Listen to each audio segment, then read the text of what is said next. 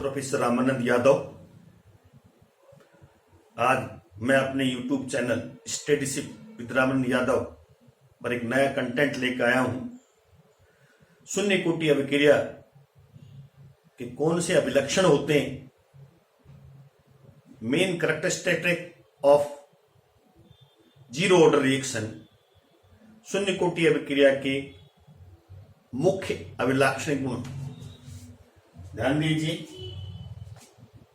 हम सबसे पहले K0 की यूनिट के बारे में पढ़ेंगे। K0 शून्य कोटि की अभिक्रिया का वेग स्थिरांक है। यहां इसकी इकाई क्या होगी,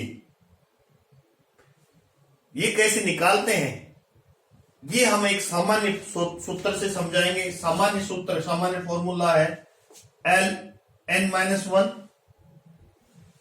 मोल 1 - n, S का मतलब सेकंड -1 पावर -1।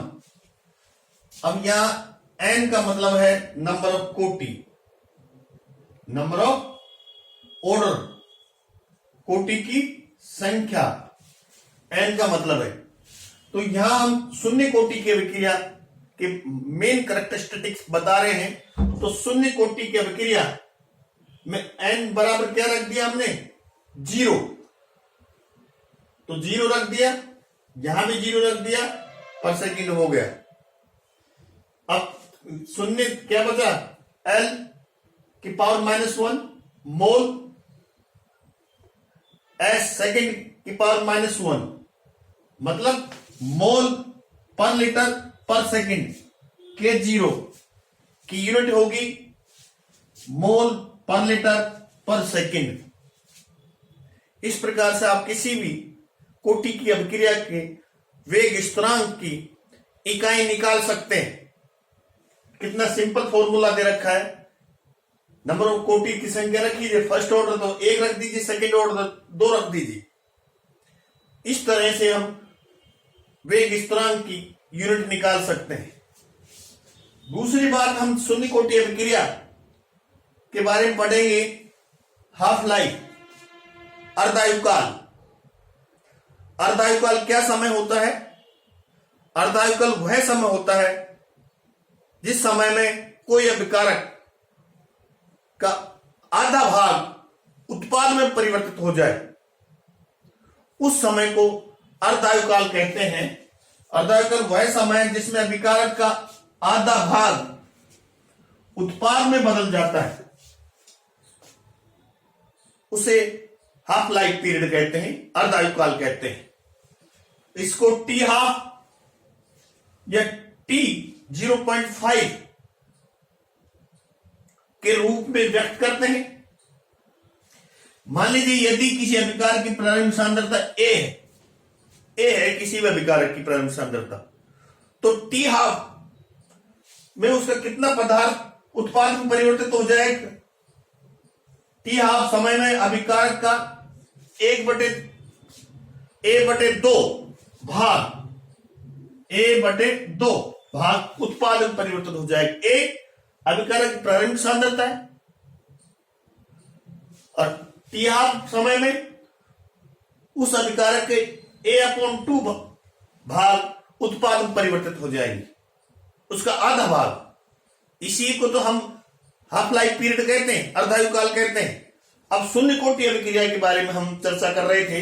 तो शून्य कोटि अभिक्रिया के लिए हम जानते हैं K0 बराबर X/T होता है। अब इसको देखिए, क्या T बराबर X/K0 लिख सकते हैं? जब हम T बराबर T हाफ लिखें, मतलब समय कितना हो गया, आधा, अर्धायुकाल। T बराबर T हाफ, तब X बराबर क्या होगा, उत्पाद कितना बनेगा, प्रारंभिक सांद्रता का आधा A/2।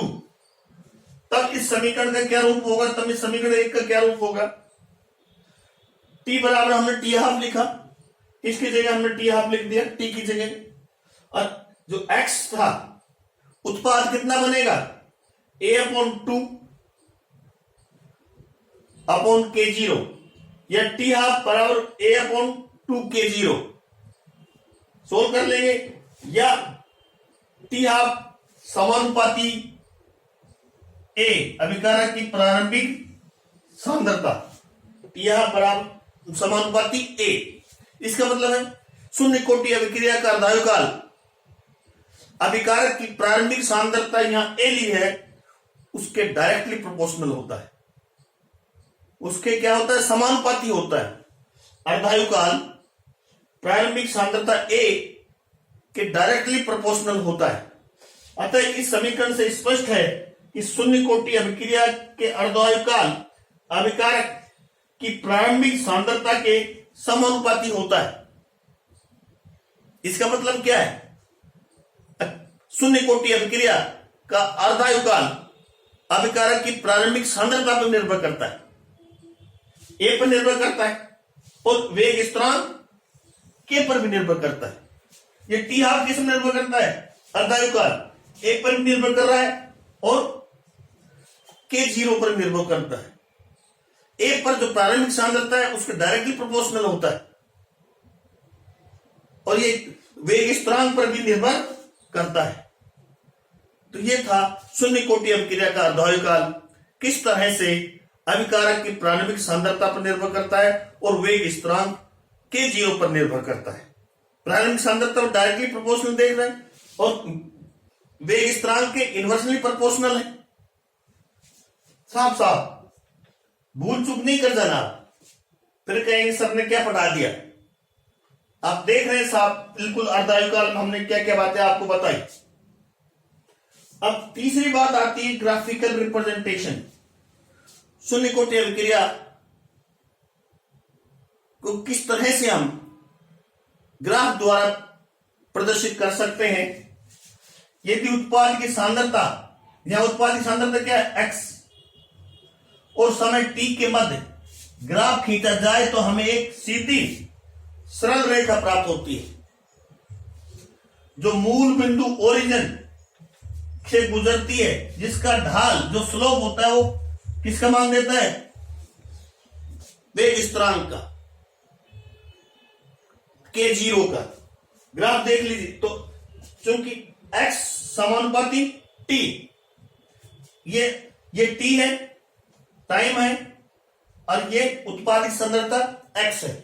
दोनों के मध्य ग्राफ खींचें तो एक सीधी रेखा मूल बिंदु से गुजरती है, ओरिजिन से गुजरती है, और जिसका जो स्लोप, इसका जो स्लोप आएगा वो किसका मान देगा, वेग स्थिरांक का मान देता है।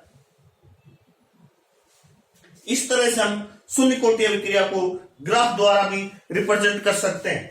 देख लीजिए ग्राफ, सीधी रेखा मूल बिंदु से गुजरती है, ये उत्पाद की सांद्रता और ये समय x समानुपाती t। इस तरह से हम शून्य कोटि अभिक्रिया के जो मुख्य लक्षण थे, एक यूनिट थी वेग स्थिरांक की इकाई, दूसरा अर्धायुकाल, तीसरा ग्राफिकल रिप्रेजेंटेशन। इस प्रकार पूर्णतः हम शून्य कोटि अभिक्रिया को समझा सकते हैं। Thank you very much. मेरे YouTube channel Studyship with Ramanand Yadav को शेयर कीजिए, लाइक कीजिए, सब्सक्राइब कीजिए।